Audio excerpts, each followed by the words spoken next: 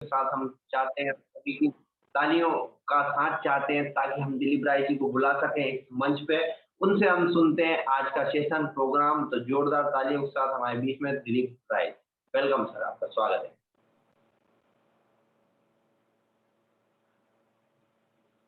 Great Altos morning everyone.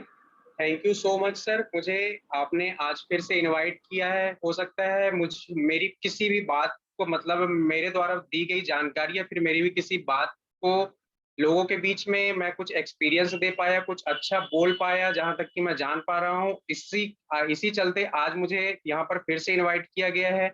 उसके लिए मैं शारदा एंटरप्राइज को बहुत बहुत बहुत धन्यवाद देना चाहूंगा। सबसे सबसे पहले मैं अपने यहाँ पर से मैं अपने माता पिता को प्रणाम करना चाहूंगा, क्योंकि आज अगर हम यहाँ पर जो भी कर पा रहे हैं, हम यहाँ पर जो भी कुछ कर रहे हैं या फिर जो भी कुछ कर पा रहे हैं कुछ अच्छा, वो सिर्फ और सिर्फ हमारे माता पिता की देन है।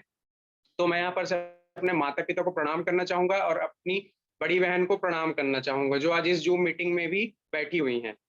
उसके बाद मैं यहाँ पर से सीएमडी सर को प्रणाम करना चाहूंगा जो हमारे लिए दिन प्रतिदिन कुछ अच्छा कर रहे हैं और हमारा अच्छा हो उसके लिए नए नए प्रोडक्ट्स वगैरह ला रहे हैं।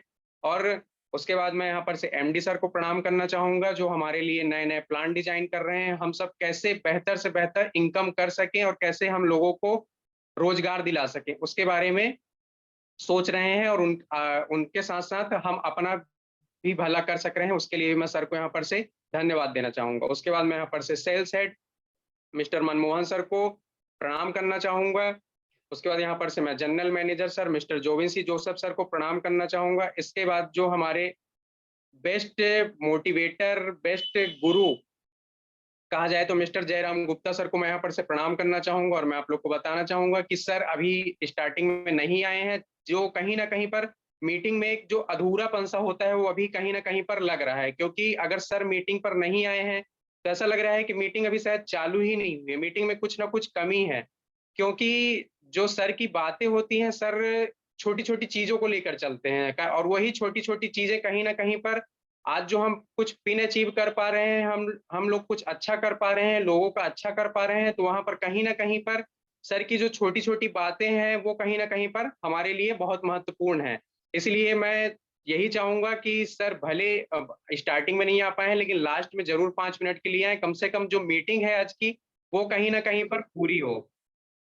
उसके बाद मैं यहाँ पर से हमारे जो तमाम सीनियर हैं उन्हें मैं यहाँ पर से ग्रेट एल्टॉस मॉर्निंग का कहना चाहूंगा और यही कहना चाहूंगा कि आप सब मेरे ऊपर अपना आशीर्वाद बनाकर रखें। जैसे कि आपका अच्छा हो पा रहा है वैसे ही मैं भी अपना कुछ अच्छा कर पाऊं और लोगों को बता पाऊं, दिखा पाऊं और उसके साथ साथ लोगों का भी कुछ अच्छा कर पाऊं। उसके बाद मैं यहाँ पर से सुगांती मैडम को बहुत बहुत बहुत धन्यवाद देना चाहूंगा जो मेरे वेलकम के लिए आई, मेरे लिए इतना कुछ कहीं, उन्हें मैं बहुत बहुत थैंक्स कहना चाहूंगा। शायद मेरे पास कुछ शब्द नहीं है उनको इतना कुछ कहने के लिए। आती हैं तो मतलब कहीं ना कहीं पर मीटिंग में चार चांद लगा कर चली जाती हैं, उसके लिए मैं मैडम जी को बहुत बहुत थैंक्स कहना चाहूंगा। चलिए अब आज का जो मेरा टॉपिक रहेगा वो एक हेल्थ पर रहेगा, क्योंकि मैंने पिछले 2 दिनों में अपना पिन कैसे अचीव किया, कैसे मैं अच्छा कर पाया, कैसे यहाँ तक पहुंच पाया, ये मैंने बताया। फिर एल्टॉस में मुझे क्या अच्छा लगा उस चीज को मैंने शेयर किया। एल्टॉस क्यों करना चाहिए, एल्टॉस कैसे करना चाहिए, कहीं ना कहीं पर ये सारी चीजें मैंने जानकारी दी। और लास्ट लास्ट पर मैं अपना फ्यूचर कैसे देख पा रहा हूँ इन 5 सालों में, मैंने लास्ट लास्ट में वो भी बताया। आज मैं थोड़ा सा आप लोग के बीच में एक हेल्थ सर्वे रिपोर्ट शेयर करना चाहूंगा कि दिन प्रतिदिन हम जो देख पा रहे हैं, दिन प्रतिदिन नई नई बीमारियां आ रही हैं, नए नए ऐसी ऐसी बीमारियां आ रही हैं जिससे शायद कहीं ना कहीं पर हम सबका, अगर हम उस पर ध्यान नहीं देते हैं तो कहीं ना कहीं पर हम सबका कहीं ना कहीं पर नुकसान हो रहा है। मैं आप लोग को बताना चाहूंगा एक नॉर्मल इंसान अपनी आमदनी का जो 40 से 50% होता है, जो कहीं ना कहीं वो अगर 20 साल से जॉब करना स्टार्ट करता है और 60 में वो रिटायरमेंट ले लेता है।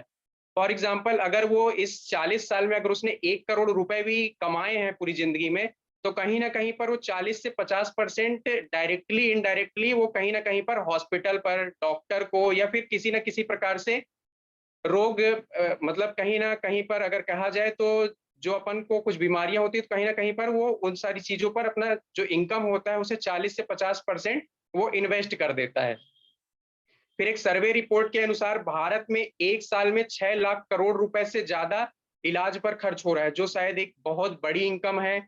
और इसी इनकम में डायबिटीज में साथ में, और इसी इनकम में से कहा जाए तो जैसे कि इंडिया का हेल्थ बजट वर्तमान में 3900 प्लस करोड़ का है, और केवल डायबिटीज पर 2 लाख करोड़ प्लस की जो मेडिसिन खपत हो रही है वो सिर्फ और सिर्फ डायबिटीज पर ही खपत हो रही है।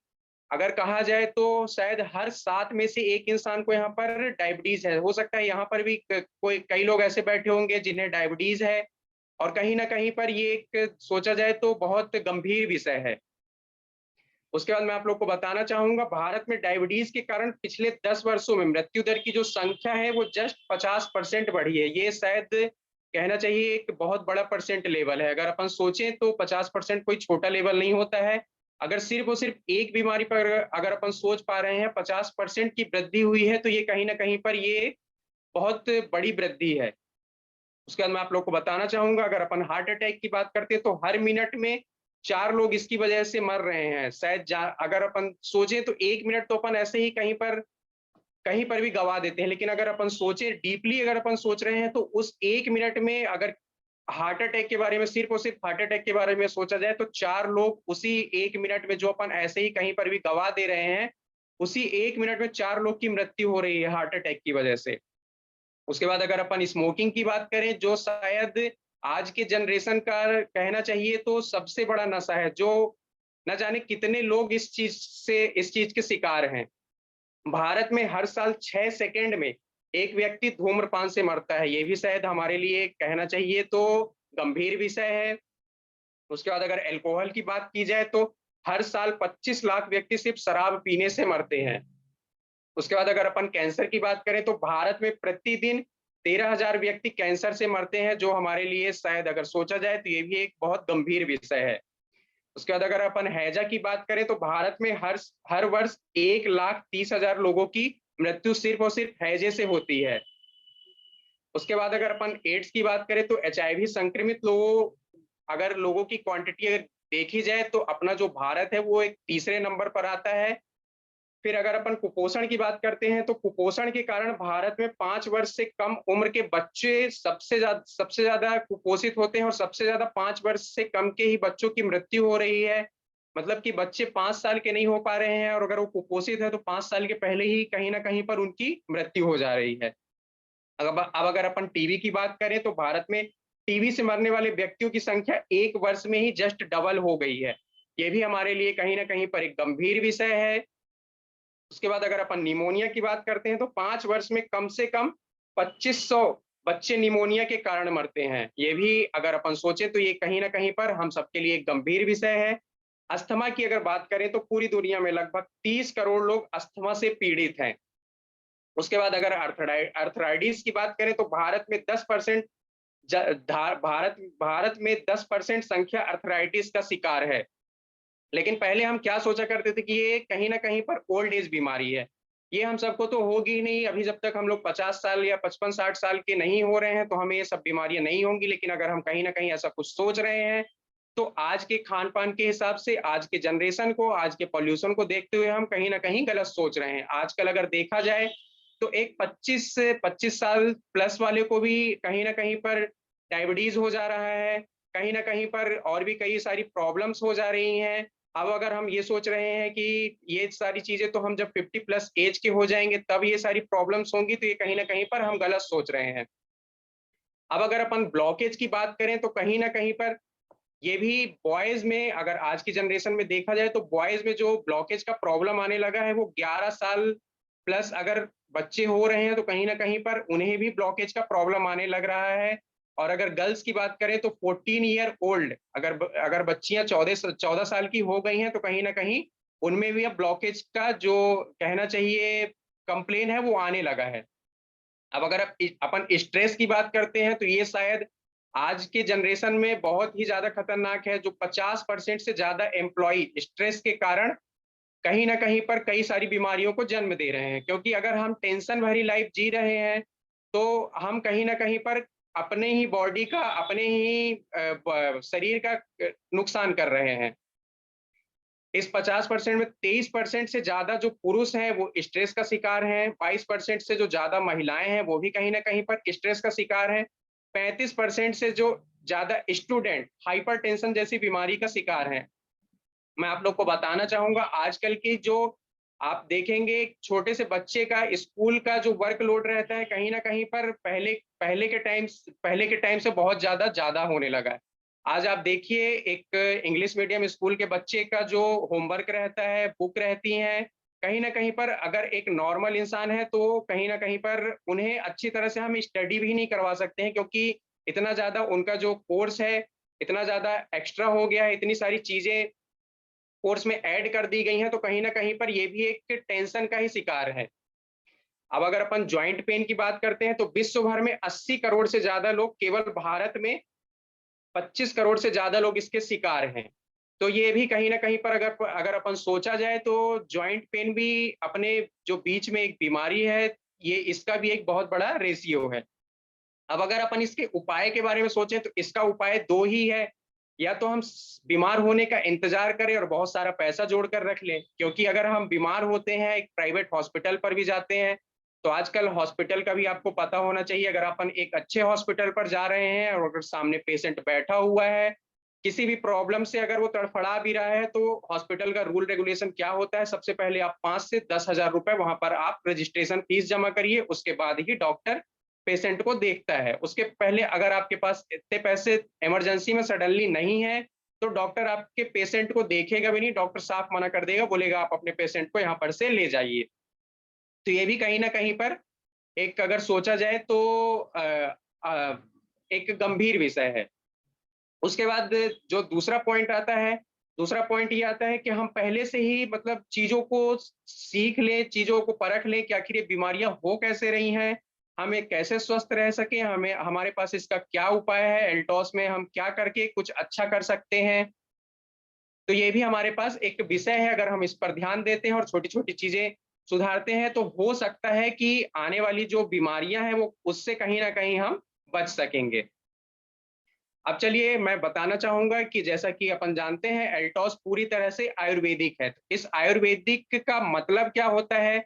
आयुर्वेद को अगर अपन थोड़ा-सा अलग-अलग करके देखें तो आयुर्वेद का मतलब ही होता है आयु प्लस वेद। इन दोनों वर्ड से ही मिलकर बना हुआ है आयुर्वेद। आयु का जो मतलब होता है वो होता है लाइफ, जीवन।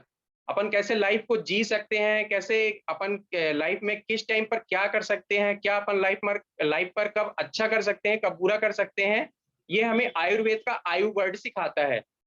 उसके बाद जो वेद होता है मतलब कि जानना। हम अपने लाइफ के बारे में कैसे जानें, और मतलब कि कहना चाहिए हम चीज़ों को कैसे जानें, ये हमारा वेद वर्ड सिखाता है। ये होता है आयुर्वेद का मतलब। अब इसका मतलब यह विज्ञान जिससे हम आयु के बारे में या जीवन के बारे में या जीवन जीने के बारे में जान सकें, उसे हम आयुर्वेद कहते हैं। आयुर्वेद का जो उपयोग होता है वो अभी तो हम कर रहे हैं आज के जनरेशन में, लेकिन जो पहले के जनरेशन में होता था वो ऋषि मुनियों द्वारा किया जाता था और उन्हीं के द्वारा भूमंडल पर इस वेद को लाया भी गया। क्योंकि हम तो मतलब बहुत पुराने एज के तो हैं नहीं, और आयुर्वेद मेरे हिसाब से तो 5000 साल पुराना वेद है। और कहीं न कहीं पर यहाँ पर इतना ओल्ड एज तो कोई है नहीं, ना ही कोई यहाँ पर उस जनरेशन पर क्या चल रहा था, क्या नहीं चल रहा था, उस चीज़ को अपन जान भी नहीं पा रहे हैं। तो ये कहीं न कहीं पर ऋषि मुनियों द्वारा यूज़ किया जाता था इस चीज़ को, क्योंकि पहले के ज़माने में आप लोग को ही पता है, ना कोई डॉक्टर होते थे, ना कुछ होते थे, जो अगर किसी को कुछ गंभीर समस्या हो जाती थी, तो कहीं न कहीं पर आयुर्वेद के जो डॉक्टर होते थे, वो जड़ी-बूटियों द्वारा या फिर किसी भी चीज़ की, पेड़ की पत्ती हो गई, पेड़ की छाल हो गई, जड़ हो गई या फिर किसी भी पेड़ के फल हो गए, इन्हीं सारी चीज़ों से कहीं न कहीं पर लोगों को ठीक कर ले जाते थे और कहीं न कहीं पर जो गंभीर प्रॉब्लम्स होती थी, उन्हें भी सॉल्व कर ले जाते थे। और वही सारी चीज़ें आज एल्टॉस हमारे बीच में फिर से लाकर दे रहा है, जिसे या तो हम अच्छे से समझ नहीं पा रहे हैं चीज़ों को, या फिर समझ पा रहे हैं तो हम उसकी जानकारी नहीं रख पा रहे हैं। इसलिए कहीं न कहीं पर हम अपने आप को यहाँ पर कमज़ोर समझ पा रहे हैं। अब आयुर्वेद का जो उद्देश्य होता है, आयुर्वेद का उद्देश्य क्या है? स्वस्थ व्यक्ति के स्वास्थ्य की रक्षा करना और रोगी को रोगों से दूर करना, जो हमारे लिए एक बहुत अच्छी चीज़ है। अगर स्वस्थ व्यक्ति है, अगर वो आयुर्वेद को कंटिन्यू यूज़ कर रहा है, तो कहीं न कहीं पर वो अपने स्वास्थ्य की रक्षा कर पा रहा है, और अगर किसी को कोई प्रॉब्लम है, किसी भी चीज से पीड़ित है या रोगी है, तो उसे अगर अगर वो आयुर्वेद को यूज कर रहा है या फिर एल्टॉस के प्रोडक्ट को यूज कर रहा है, तो कहीं ना कहीं उसके अंदर जो भी रोग है, जो भी प्रॉब्लम्स है, वो उन्हें दूर कर पा रहा है। अब मैं आप लोग को बताना चाहूंगा कि हमारे आयुर्वेद के हिसाब से हमारे शरीर में 3 प्रकार के ही दोष होते हैं। इन्हीं दोषों के असंतुलित होने से हमें सभी प्रकार की बीमारियां होती हैं। आज हम ये जो देख रहे हैं, ये जो अभी मैंने एक सर्वे रिपोर्ट बताया, उसमें जो मैंने बड़ी-बड़ी बीमारियां बताई, अगर हम आयुर्वेद के हिसाब से देखें या फिर आयुर्वेद के हिसाब से जाने, तो सिर्फ और सिर्फ ये 3 चीजें ही हैं, 3 दोष ही हैं जो इतनी बड़ी-बड़ी बीमारियों को जन्म दे रहे हैं, और ये एक भयानक रूप दिख रहा है हम लोगों को। अगर हम आयुर्वेद के हिसाब से देखें तो 3 दोष ही हैं, वात, कफ, पित्त। अगर हम आयुर्वेद के हिसाब से देखें, अगर हम इन 3 चीज़ों को बैलेंस कर पा रहे हैं, इन 3 चीज़ों को बैलेंस करने में अपना 100% दे पा रहे हैं, तो कहीं न कहीं पर हम आयुर्वेद के हिसाब से कहीं न कहीं पर हम अपने आप को स्वस्थ कर पा रहे हैं। अब मैं आप लोग को थोड़ा-सा इनका डिटेल देना चाहूँगा, बताना चाहूँगा कि ये होते क्या हैं। यह तीनों हमारे शरीर के लिए बहुत उपयोगी हैं, लेकिन इनके असंतुलित होने से लोग बीमार पड़ जाते हैं। आज अगर हम देखें, हमें खाँसी, सर्दी, जुकाम या फिर बॉडी में पेन, जॉइंट पेन या फिर जितनी भी ये सारी प्रॉब्लम्स हैं, ये कहीं न कहीं पर आ रही हैं, तो इन तीनों के अनबैलेंस होने से ही अगर आ रही हैं। क्योंकि अगर हम आयुर्वेद के हिसाब से देखें या फिर आयुर्वेद के हिसाब से सोचें, तो हम कहीं न कहीं पर इन तीनों चीज़ को बैलेंस नहीं कर पा रहे हैं, जिससे हमारे शरीर में बड़ी-बड़ी बीमारियाँ आ रही हैं। अब अगर इनको देखा जाए तो हम इन्हें त्रिदोष भी बोलते हैं। जो त्रिदोष जो होता है, कफ, वात, पित्त, ये क्या होता है, 5 चीज़ों से मिलकर बना होता है, जिसमें अपना आकाश, वायु, अग्नि, जल, पृथ्वी, ये पंच तत्व से मिलकर ये 3 दोष होते हैं, जिन्हें हम त्रिदोष बोलते हैं। अब मैं आप लोग को थोड़ा-सा वात दोष के बारे में बताना चाहूँगा। जो हमारा वात दोष होता है, वो होता है वायु का दोष। यह दोष अगर देखा जाए तो आकाश और वायु से मिलकर बना होता है। हमारे हमारे अंदर ये जो गैस की प्रॉब्लम होती है, या फिर अगर कहीं में होने वाली सभी गतिविधियाँ, अगर आज हम कहीं चल पा रहे हैं, उठ पा रहे हैं, बैठ पा रहे हैं, कुछ खा पी पा रहे हैं, तो ये कहीं न कहीं पर वात दोष का ही आज कारण है। अगर हमारा जो वात दोष है, अगर हम उसे सही से बैलेंस नहीं कर पा रहे हैं, तो इन्हीं सारी चीज़ों में कहीं न कहीं पर हम चीज़ों को प्रॉब्लम्स दे पाएँगे, और इन्हीं सारी चीज़ों में हम कहीं न कहीं पर अपने शरीर में नई-नई बीमारियाँ ला पाएँगे।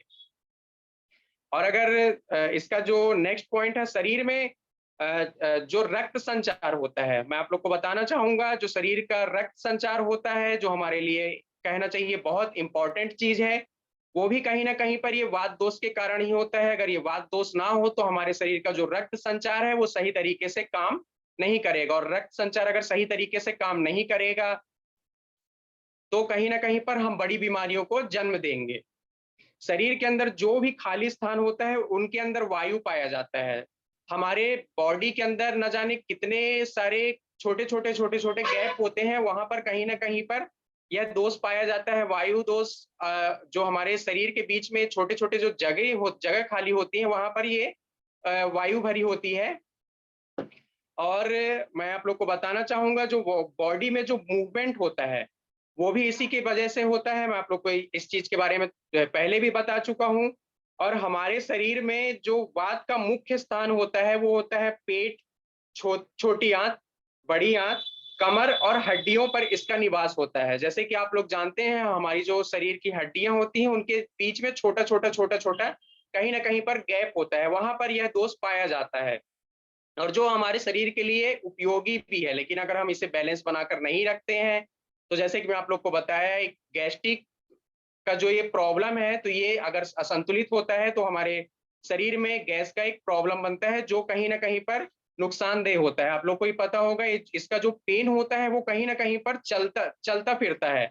कभी है तो कमर पर होने लगता है, कभी है तो पेट पर होने लगता है, कभी है तो जॉइंट पर होने लगता है। ये सारी चीज़ें प्रॉब्लम्स अगर होती हैं, तो ये सिर्फ़ और सिर्फ़ इन चीज़ों को अनबैलेंस करने पे होती हैं।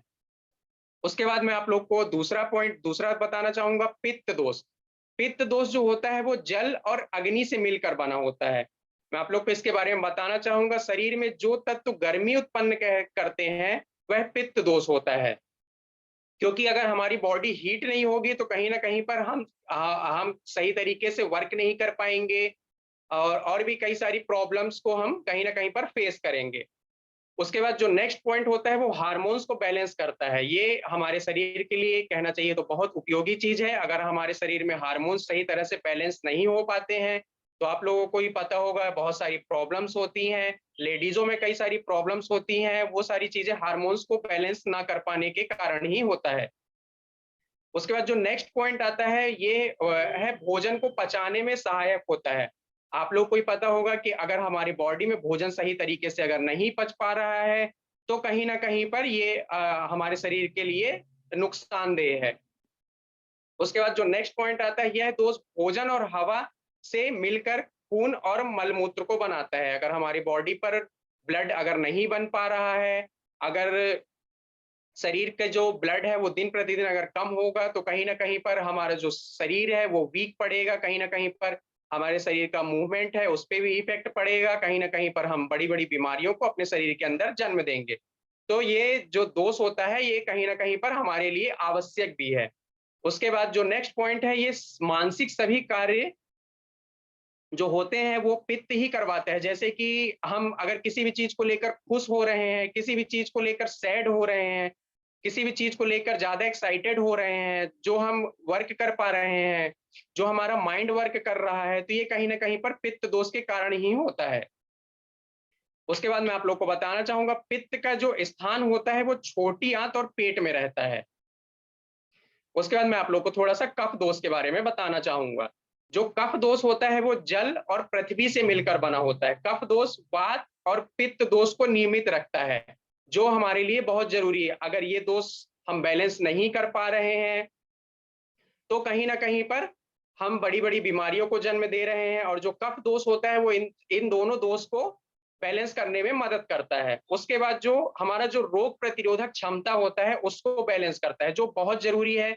कई बार क्या होता है जो हमारा रोग प्रतिरोधक क्षमता, इम्यून सिस्टम अगर कमजोर होता है, हम थोड़ा सा अगर गर्मी में निकल गए हमें गर्मी लग जाती है, हम थोड़ा सा ठंडी में निकल गए हमें ठंडी लग जाती है, बरसात में अगर मौसम थोड़ा सा ठंडा हो गया कहीं ना कहीं पर हम बीमार पड़ जाते हैं, गर्मी में लू लग जाती है, ठंड में हाथ पैर में ठंड लग जाती है। ये सारी चीजें अगर देखा जाए तो कहीं ना कहीं पर हमारा जो इम्यून सिस्टम है वो कमजोर होता है। और इसी इम्यून सिस्टम के कमजोर होने के कारण ही हमारे शरीर में न जाने कितने नए नए रोग जन्म लेते हैं।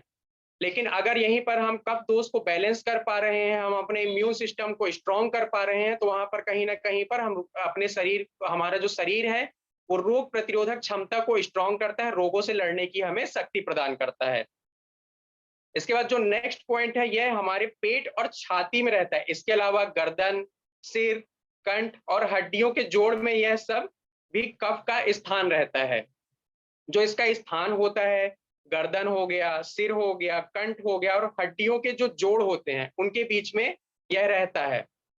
अब मैं आप लोगों को थोड़ा सा इसके लक्षण बताना चाहूंगा कि आखिर इसके लक्षण क्या है, ये किस कारण से होता है। जो वात दोष होता है वो शरीर में वायु जब ज्यादा बढ़ जाती है, शरीर में हर एक चीज का एक लिमिटेशन होता है, हर एक चीज की हर एक चीज को अपन जो एक्सेप्ट करते हैं कहीं ना कहीं पर हर एक चीज का कहना चाहिए। अगर अपन लिमिट से, जैसे फॉर एग्जांपल अगर अपन लिमिट से ज्यादा खाना खा ले रहे हैं तो कहीं ना कहीं पर वो कहीं ना कहीं हमें नुकसान ही दे रहा है।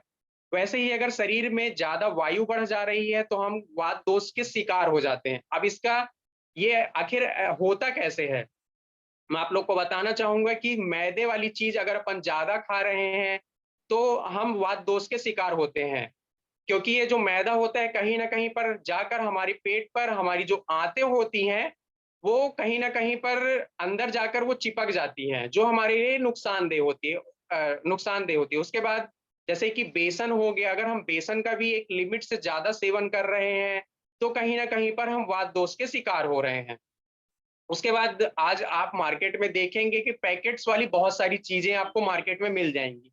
हम कई बार क्या करते हैं, टूर एंड ट्रेवल पे जैसे रहते हैं, जैसे कि फॉर एग्जांपल हम एक स्थान से दूसरे स्थान जा रहे हैं, खाने पीने का व्यवस्था नहीं हो पा रहा है तो हम चिप्स, कुरकुरे या फिर जैसे कि चाउमीन हो गया, मंचूरियन हो गया, ये सारी चीजें हम खाते हैं। वहां पर हमें तो बहुत अच्छा लगता है कि यार ये सारी चीजें खाए और बहुत अच्छा लगा, लेकिन कहीं ना कहीं पर हम अपने जीभ को तो स्वाद दे पाते हैं लेकिन पेट पर जाकर वो हमें क्या बीमारी देने वाला है आने वाले समय में हम उन सारी चीज़ों के बारे पर नहीं सोच पाते हैं।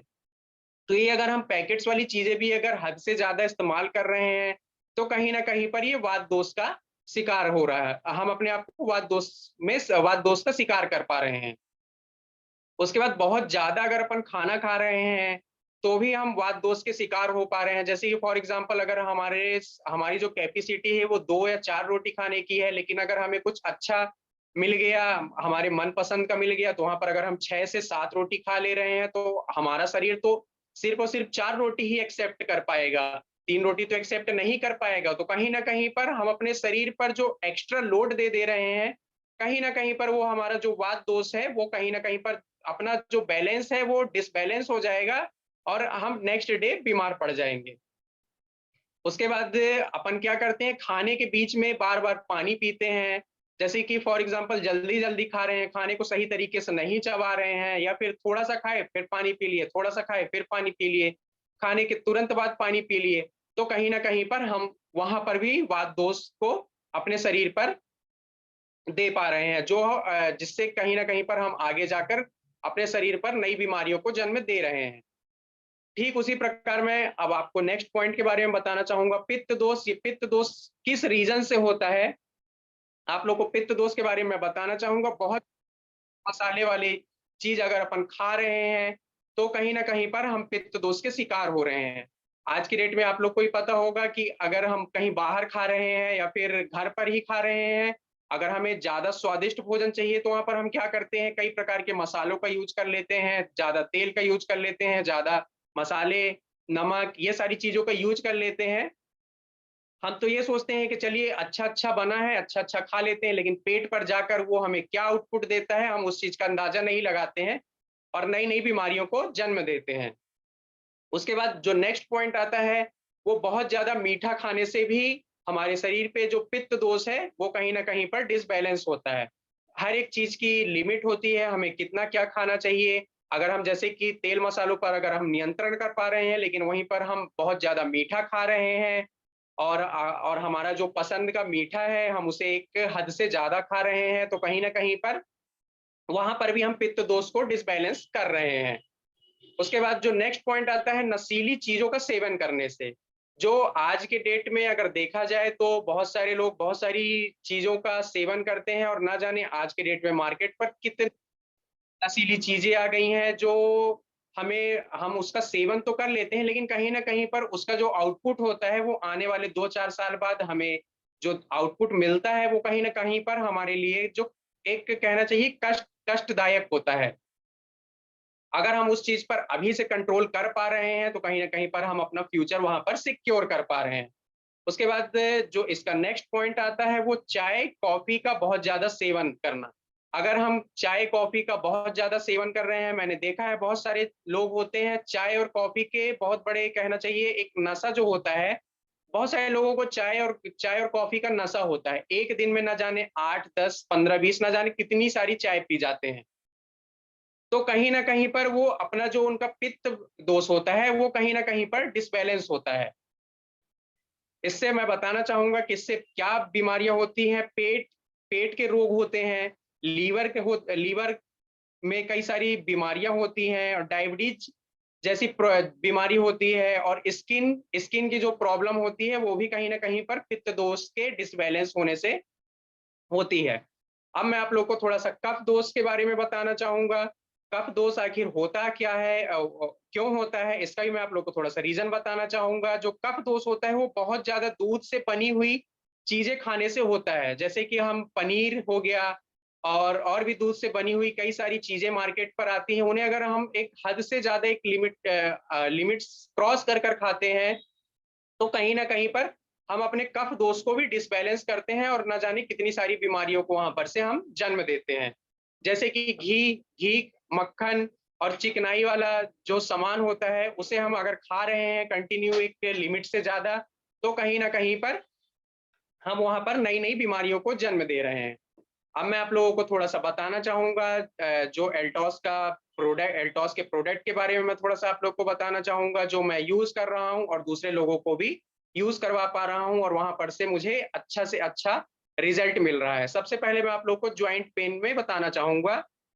जॉइंट पेन पे अगर जैसे कि मैं अगर कहीं फील्ड पर जाता हूँ या फिर सुपर जोन पर कोई आता है जॉइंट पेन के प्रॉब्लम्स को लेकर, तो वहां पर मैं पेंडोन प्लस कैप्सूल, उसके बाद ग्लूकोसामाइन, पेंडोन ऑयल या फिर पेंडोन ऑइंटमेंट, इस इन दोनों में से जिस चीज को वो लेने में कंफर्ट हो, क्योंकि कई बार हमारे लिए पेंडोन ऑयल भी उतना ही वर्क करता है, पेंडोन ऑइंटमेंट भी उतना ही वर्क करता है।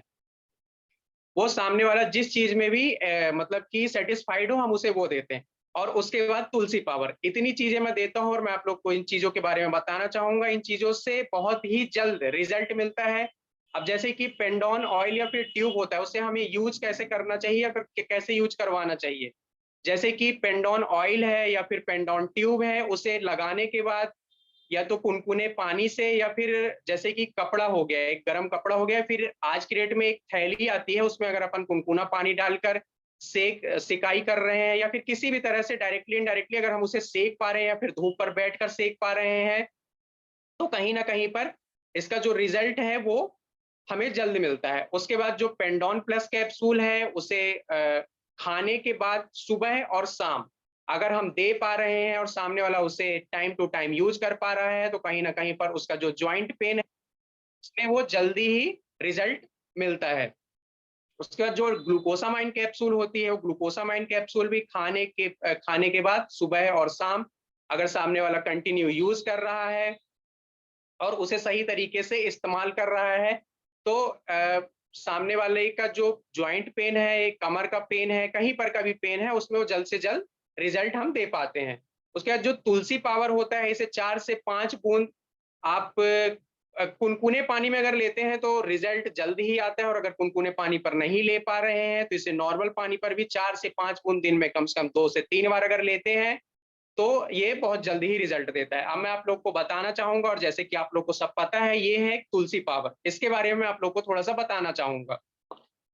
जो तुलसी पावर होता है वो 5 प्रकार की तुलसियों का अर्क होता है, और जैसा कि हम हिंदू धर्म के लिए ये तुलसी एक माता भी है, इसे हम अपने घर पर लगाकर पूजा भी करते हैं, और ना जाने कि कई कई वर्ष पहले से ये तुलसी माता के नाम से जानी जा रही है।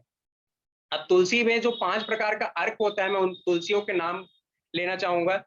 ये तुलसी, राम तुलसी, कपूर तुलसी, वन तुलसी, सुरसा तुलसी, ये 5 प्रकार की तुलसियों का अर्क होता है। अब अगर अपन इस तुलसी पावर का यूज नहीं कर रहे हैं तो मेरे हिसाब से, मैं जहां तक कि जान पा रहा हूं, ये तुलसी की जो पत्तियां हैं हम शायद ये भी कहीं ना कहीं पर से हम कलेक्ट नहीं कर पाएंगे। तो ये एल्टॉस ने हमें एक बहुत ही कहना चाहिए तो सुनहरा प्रोडक्ट दिया है, जो हम कहीं ना कहीं पर से आराम से इसे यूज कर पा रहे हैं। इसका जो रस है वो आराम से हम कलेक्ट कर पा रहे हैं। और इसका मतलब जितना ये वर्क कर रहा है उस हिसाब से अगर इसके प्राइस की बात की जाए तो मेरे हिसाब से इसका प्राइस इतना ज्यादा कुछ भी नहीं है। इसका जो डीपी रेट है वो 180 रुपीज है। और अगर इसके मतलब कि इसके वर्क की बात की जाए तो अगर जैसे किसी के बाल बहुत झड़ रहे हैं तो वहां पर हम ऑयल के साथ इसे मिलाकर यूज कर सकते हैं, इसे अपन मिलाकर यूज कर सकते हैं। अगर किसी के स्किन में कुछ प्रॉब्लम है, स्किन पर जो अपन एल्टॉस के प्रोडक्ट यूज कर रहे हैं, तो एल्टॉस के प्रोडक्ट पर वहां पर भी अपन तुलसी मिलाकर यूज कर रिजल्ट जल्द से जल्द पा सकते हैं। जैसे कि फॉर एग्जांपल अपने जो शरीर पर, फेस पर कई बार क्या होता है, बहुत सारे छोटे छोटे मुहासे हो जाते हैं या फिर पिंपल हो जाते हैं, उनके दाग नहीं जा पाते हैं। तो वहां पर जैसे कि हमारे एल्टॉस ने हमें फेस के लिए बहुत सारी क्रीम दी हुई है। अगर वहां पर हम रिजल्ट नहीं मिल पा रहा है हमें जल्द, या फिर रिजल्ट मिलने में थोड़ा सा देर हो रही है, तो कहीं ना कहीं पर एल्टॉस का हम अगर 4 से 5 बूंद उस क्रीम पर मिला रहे हैं और उसे मिलाकर रख दे रहे हैं मतलब रात भर अगर हम मिलाकर रख दे रहे हैं, तो सुबह तक वो कहीं ना कहीं अच्छी तरीके से उसमें मिक्स हो जाएगा। और उसके मिक्स होने के बाद जब हम उसे फिर से यूज कर रहे हैं तो कहीं ना कहीं पर उसमें हम बेहतर रिजल्ट पा सक रहे हैं। अब जैसे कि अपन ओरेफ्रेश यूज करते हैं, ओरेफ्रेश पेस्ट बहुत अच्छा है, लेकिन अगर अपन उस पर और भी फास्ट रिजल्ट पाना चाहते हैं तो उस पर भी अपन तुलसी मिलाकर यूज कर सकते हैं। तुलसी मिलाकर यूज करने पर जो हमारा पेस्ट है वो, मतलब कि कहना चाहिए उसका जो रिजल्ट है वो जस्ट 2 गुना स्पीड से आने लगता है।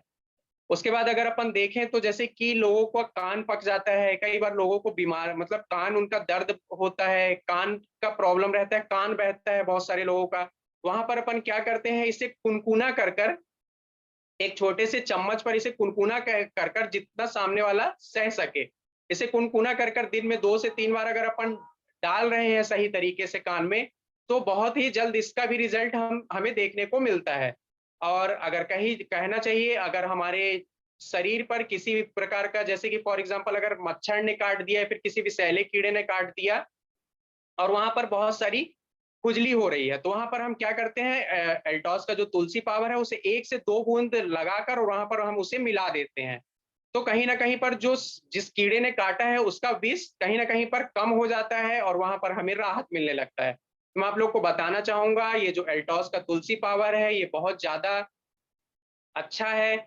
और हम अगर इसे कंटिन्यू यूज़ करते हैं तो कहीं न कहीं पर जो हमारा बॉडी का इम्यून सिस्टम है, हमारे जो शरीर का इम्यून सिस्टम है उसे हम मदद कर पा रहे हैं, क्योंकि इम्यून सिस्टम अगर हमारा सही नहीं है, तो कहीं न कहीं पर हमारे सामने अगर कोई बीमारी आ रही है तो उससे हम जो लड़ नहीं पा रहे हैं, और वो जो बीमारी है उसे हम कहीं न कहीं पर अपने शरीर में ले रहे हैं। जैसे कि फॉर एग्ज़ाम्पल अभी 2 साल से कोरोना चल रहा था। कोरोना की प्रॉब्लम सबसे ज़्यादा अगर देखा जाए तो कोरोना से उन्हीं लोगों की मृत्यु हुई जिनका इम्यून सिस्टम सही नहीं रहा या फिर इम्यून सिस्टम उनका कमज़ोर था।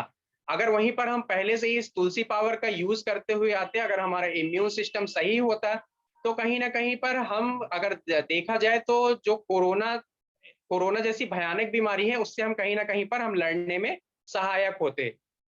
लेकिन कई बार क्या होता है, हमारा जो इम्यून सिस्टम है वो सही नहीं रह पाता है। और जैसे कि फॉर एग्जांपल किसी को हमारी फैमिली में या फिर किसी अदर फैमिली में अगर कोरोना हो गया, लेकिन सामने वाले का इम्यून सिस्टम सही नहीं रहा, सामने वाले को कोरोना हो गया और हमारी बॉडी का जो इम्यून सिस्टम सही रहा, तो वहां पर हमें कोरोना नहीं हुआ। एक ही घर में ऐसे ऐसे भी केस देखने को मिले, एक ही घर में मतलब कि किसी एक पर्सन की कोरोना से मृत्यु हो गई और साथ में ही रहने वाला जो उनका खान-पान, दवाई, हर एक चीज़ टाइम टू टाइम कर रहा था, उन्हें कोरोना नहीं हुआ। तो इसका रीज़न यही है, कहीं न कहीं पर एक पर्सन का वहाँ पर इम्यून सिस्टम कमज़ोर था, जिसे कोरोना हो गया और कोरोना के कारण उसकी मृत्यु हो गई, और दूसरे पर्सन का वहाँ पर जो इम्यून सिस्टम था वो स्ट्रॉन्ग था, जिसके कारण उसकी मृत्यु वहाँ पर नहीं हुई। वो कोरोना जैसी बीमारी को फेस कर कर और स्वस्थ होकर वहाँ पर से जीत गया, कोरोना जैसी जंग को जीत गया। अब मैं आप लोग को बताना चाहूँगा कि ये जो तुलसी पावर है, ये एंटीऑक्सीडेंट के गुण भी इसमें होते हैं, एलर्जी में सहायक होता है। जैसे कि आपको मैं अभी बताया कि जैसे सर्दी हो गई, खाँसी हो गई, जुकाम हो गया, तो कहीं न कहीं पर अगर हम इसका यूज़ कर पा रहे हैं गुनगुने पानी में, तो कहीं न कहीं पर हम इसमें जल्द से जल्द रिज़ल्ट पा रहे हैं। उसके बाद मैं आप लोग को थोड़ा-सा एक एक क्रीम के बारे में बताना चाहूँगा जिसका यूज़ मैं खुद कर रहा हूँ, ये है सनस्क्रीम एसपीएफ 40। अब ये क्रीम क्या होती है, ये हमें जो सन्स से बहुत सारी किरणें आती हैं, वो कहीं न कहीं पर हमारे बॉडी के अंदर जो बहुत सारे छोटे-छोटे, छोटे-छोटे छिद्र होते हैं, वो उन छिद्रों से होकर हमारे बॉडी के अंदर चली जाती है। और वो हम उन चीज़ों को ना महसूस कर पाते हैं, ना हम अगर कहा जाए तो अपनी आँखों से उन चीज़ों को ना ही हम देख पाते हैं। लेकिन हमारी जो स्किन प्रॉब्लम होती है, वो स्किन प्रॉब्लम ये कहीं न कहीं आज के डेट में जो पॉल्यूशन हो रहा है या फिर ये जो हमारे शरीर में इसके अंदर जो हमारे शरीर में छोटे-छोटे जो पॉल्यूशन के कण हैं, वो अंदर आते जा रहे हैं और उसी वजह से ये हम स्किन की प्रॉब्लम को फेस कर पा रहे हैं। तो मैं आप लोग को इस क्रीम के बारे में बताना चाहूँगा, ये जो सनस्क्रीन है एसपीएफ 40, ये एसपीएफ 40 वर्क कैसे करता है, फॉर एग्ज़ाम्पल अगर हमें धूप में कहीं पर फील्ड पर जाना है या फिर किसी से मिलने जाना है, हम नहा कर आते हैं और फेस को अच्छी तरह से पोंछ लें, ड्राई फेस पर हम इस क्रीम को ऐसे छोटे-छोटे हाथ इकट्ठा हमें नहीं लगाना है, ऐसे हाथ हाथ पर लेकर छोटे-छोटे, छोटे-छोटे बिंदी रखकर उसे हम एक साथ मिलाकर फेस पर अच्छी तरह से लगा लें, और लगाने के बाद थोड़ा-सा ऑयली फेस दिखता है, लेकिन हमें उस फेस को दोबारा उस कपड़े से फेस को नहीं पोंछना है। अगर हमें ऐसा लग रहा है कि वो जो ऑयली दिख रहा है, वो कहीं न कहीं हमारे लिए नुकसान है, तो ऐसा कुछ भी नहीं है। वो जो फेस पर ऑयलीपन दिख रहा है, वो कहीं न कहीं उस फेस को प्रोटेक्ट कर रहा है। और उसके बाद अपन धूप पर जा रहे हैं, किसी से मिल रहे हैं या फिर धूप पर अपन वर्क कर रहे हैं, तो कहीं न कहीं पर हम अपने फेस को वहाँ पर प्रोटेक्ट कर पा रहे हैं। और उस फेस को प्रोटेक्ट करने के साथ-साथ हम अपने जो शरीर में होने वाली स्किन प्रॉब्लम है, उससे भी हम सुरक्षा कर पा रहे हैं। उसके बाद जब आप धूप से फिर उसके बाद जब अपने घर जाते हैं, उसके बाद आप अच्छे से फेस वॉश करेंगे तो आपका फेस जैसा कि आप नहाकर आए थे एकदम ग्लो और फेयरनेस जैसा आपका फेस वहाँ पर आपको फिर से दिखेगा। यहाँ पर ऐसा नहीं आपका फेस जैसे धूप से आए हैं, तो आपका फेस यहाँ पर डल नहीं दिखेगा, ना ही ऐसा लगेगा कि फॉर एग्ज़ाम्पल अगर कहना चाहिए तो हम बहुत ज़्यादा वर्क कर आए हैं, तो हमारा जैसा फेस डल हो जाता है, वहाँ पर ऐसा फेस बिल्कुल भी नहीं दिखेगा। इसका जो रिज़ल्ट है, इसे मैं खुद यूज़ कर रहा हूँ और लोगों को यूज़ करवा रहा हूँ। इसका जो आउटपुट है, वो कहीं न कहीं पर बहुत अच्छा मिल पा रहा है।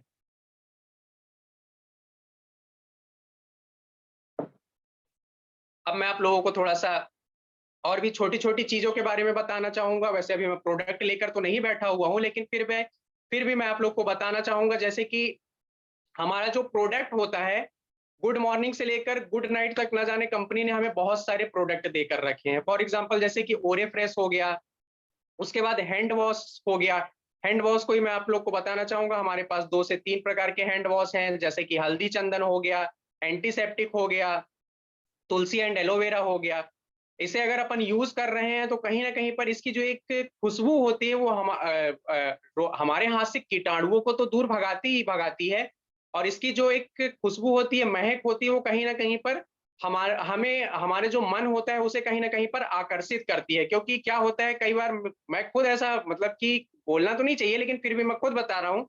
कई बार हाथ अपन धुल लेते हैं और उसके बाद हाथ तो नाक से कहीं न कहीं पर दूर ही रहता है। उसके बाद भी हमारे नाक में कहीं न कहीं पर हमारा जो हैंड वॉश है उसकी खुशबू आती है और साथ में जो इसका जो आउटपुट अगर देखा जाए तो हमारे जो हाथ पर कई प्रकार के जो कीटाणु लगे होते हैं, वो कहीं न कहीं पर वो दूर हो जाते हैं और इसका जो रिज़ल्ट है वो भी बहुत शानदार है। अब अगर बात की जाए केसर नहाने वाले साबुन की, केसर सोप हो गया, तो केसर सोप का ही मैं आप लोग को रिज़ल्ट बताना चाहूँगा। केसर सोप अगर आप यूज़ कर रहे हैं तो यूज़ करने के बाद अपन अगर नहा कर निकलते हैं तो वहाँ पर जो हमारी स्किन होती है, वो रूखी-रूखी नहीं रहती है। फॉर एग्ज़ाम्पल जैसे कि ठंडी में अगर किसी की स्किन रूखी होती है, अगर अपने बड़े नेल्स हैं तो वहाँ पर अगर अपन ऐसे स्क्रैच कर दे रहे हैं तो वहाँ पर एक व्हाइट कलर की लाइनिंग आ जाती है।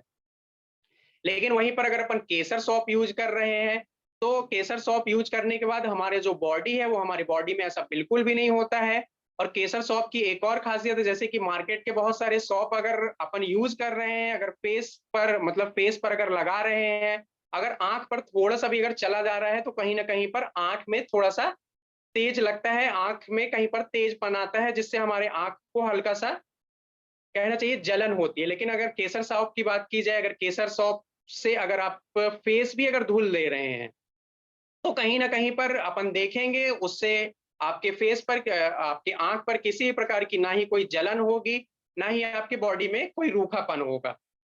उसके बाद मैं आप लोग को थोड़ा-सा फेस वॉश के बारे में बताना चाहूँगा जो मैं खुद यूज़ करता हूँ और लोगों को यूज़ करवाता हूँ।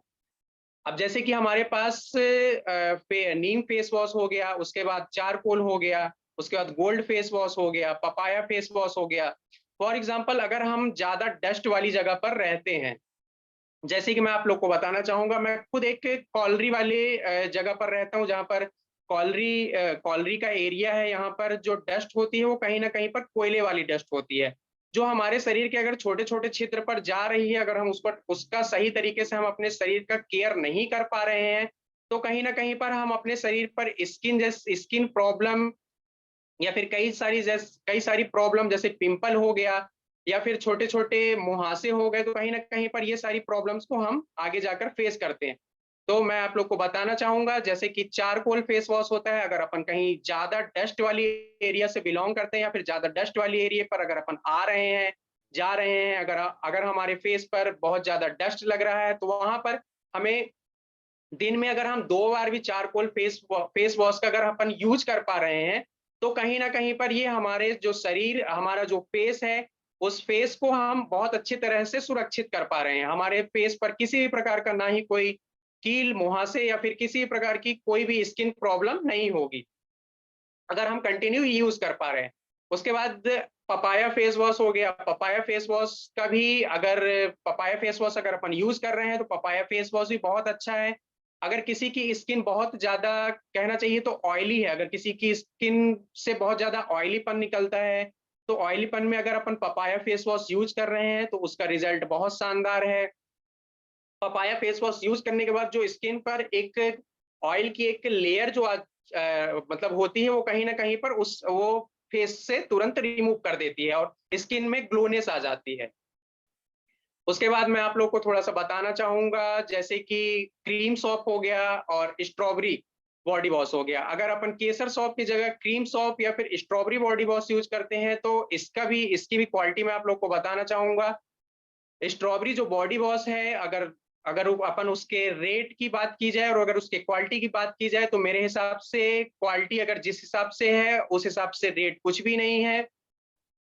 और सेम वही चीज है अपन अगर क्रीम सॉप की बात कर रहे हैं, नहाने वाला जो पफ होता है, अगर अपन उस पे अपनी बॉडी पर पानी डालकर 2 से 3 बूंद अगर अपन पफ पर क्रीम सॉप या फिर स्ट्रॉबेरी बॉडी वॉश अगर अपन कुछ भी यूज कर पा रहे हैं तो कहीं ना कहीं पर जो हमारे शरीर का रूखापन होता है, हमारे शरीर में जो धूल डस्ट होता है, कहीं ना कहीं पर हम उसे अच्छी तरह से रिमूव कर पाते हैं। और क्रीम सॉप से ज्यादा स्ट्रॉबेरी बॉडी वॉश जो है वो कहीं ना कहीं पर उसका जो एक सेंट होता है वो बहुत ही शानदार है और उसका रिजल्ट भी बहुत शानदार है।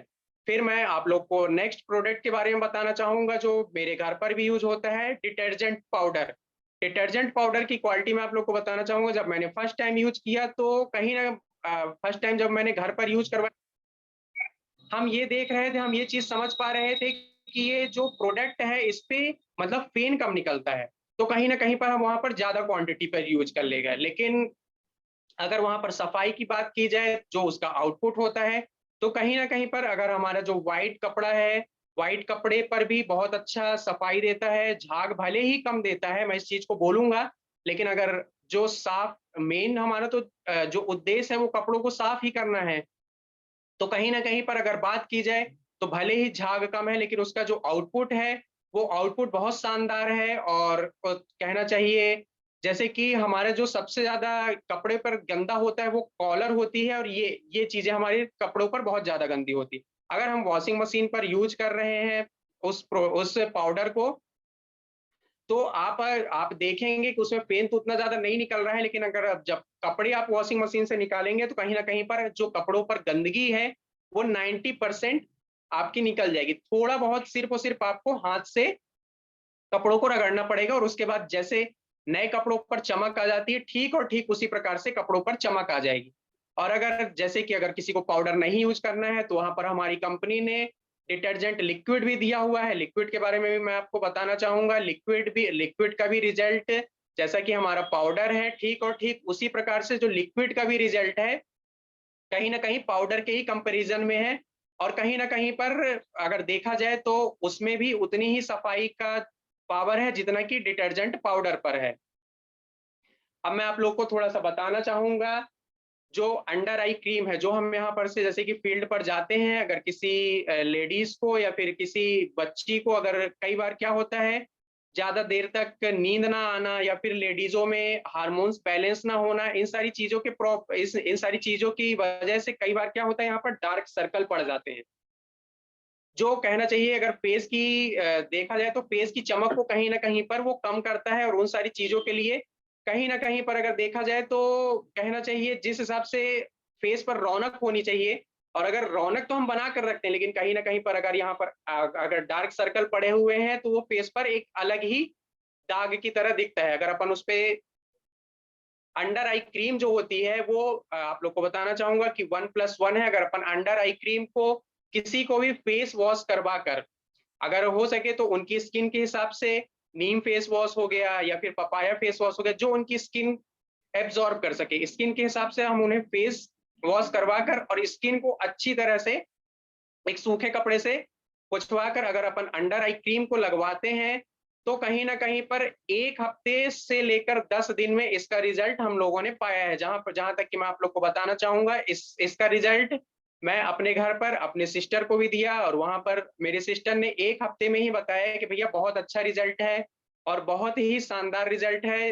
मैं आप लोग को बताना चाहूँगा, जब हम अपन किसी को प्रोडक्ट देते हैं और हमें रिज़ल्ट वो बताता है अपने से और रिज़ल्ट पॉज़िटिव बताता है, वैसे तो हर एक प्रोडक्ट अगर अपन देखें तो कहीं न कहीं पर 100% रिज़ल्ट है हर एक प्रोडक्ट पर।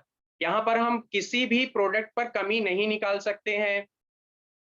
तो हमें जब कोई हम किसी को प्रोडक्ट देते हैं और हमें कोई बताता है कि सर उस प्रोडक्ट का रिजल्ट बहुत ही शानदार रहा और मुझे हफ्ते से लेकर 10 दिन में कहीं न कहीं पर उस चीज़ पर मुझे रिजल्ट मिलने लगा।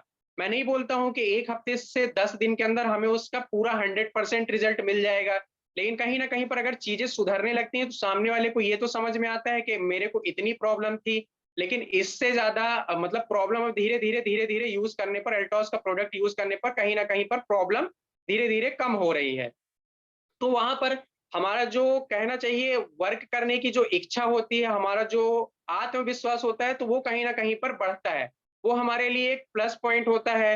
मैं आप लोग को बताना चाहूँगा कि मैं अगर किसी को प्रोडक्ट देता हूँ और अगर वो सामने से बोलता है कि आपका प्रोडक्ट बहुत अच्छा है, बहुत ही जल्द रिज़ल्ट दे रहा है, तो ये मेरे लिए बहुत ही ज़्यादा खुशी की बात होती है। और मैं अब यहाँ पर और अब मैं सिर्फ़ और सिर्फ़ इतना ही अपना एक्सपीरियंस देना चाहूँगा और मैं यहाँ पर अपनी वाणी को विराम देना चाहूँगा। जय हिंद, जय भारत, जय हिंद।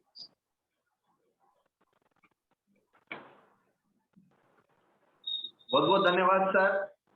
आपने जो एक समय दिया हमको, सबसे ख़ास बात ये रही आज का जो एक सेशन हुआ वाक़ई में बहुत ही शानदार, बहुत ही अद्भुत भी कहना चाहिए क्योंकि जितनी हम उम्मीद कर पा रहे थे, जितने व्यूअर्स थे, सभी यहाँ चैटिंग के माध्यम से लिख रहे थे। स्वयं हमारे great leader Jairam Gupta sir भी मतलब इतने शानदार खुश हुए हैं इस माहौल को देखकर क्योंकि सफ़र में अभी भी बने हुए हैं, तो किसी कारणवश इस सिस्टम में अभी नहीं आ पा रहे हैं, लेकिन उन्होंने आपको बधाई दी है कि आने वाले समय में हमें एक नया हेल्थ का ट्रेनर इस मंच पे हमें मिल चुका है। तो जोरदार ताली चाहता हूँ सभी के माध्यम से दिलीप राय जी के लिए जो जहाँ है जैसा है वैसे ही अपने सिस्टम में हमारे बीच में आज बंगाल से तेज नारायण सिंह जी भी आए हुए हैं, रॉयल डायमंड पिन पर हैं सर। सर भी जो है आज पूरे सेशन में बराबर वीडियो में बने रहे, सहयोग हमें हमेशा सहयोग करते रहते हैं। जितने व्यूअर्स यहाँ आए आज उनका एक ही उद्देश्य था, एक ही माहौल था कि आज का जो सेशन हुआ, वाक़ई में बहुत ही शानदार हुआ है, बहुत ही ज़्यादा अच्छा हुआ है क्योंकि जो लोग चाह रहे थे, उनका हर व्यक्ति का क्या उद्देश्य होता है, कुछ नया हमें सीखने को मिलना, नया सीखें, कुछ नई जानकारी लें। तो आपने जितना कफ, पित्त, वात को जितना सारांश जितना सारांश से बताया है, शायद ही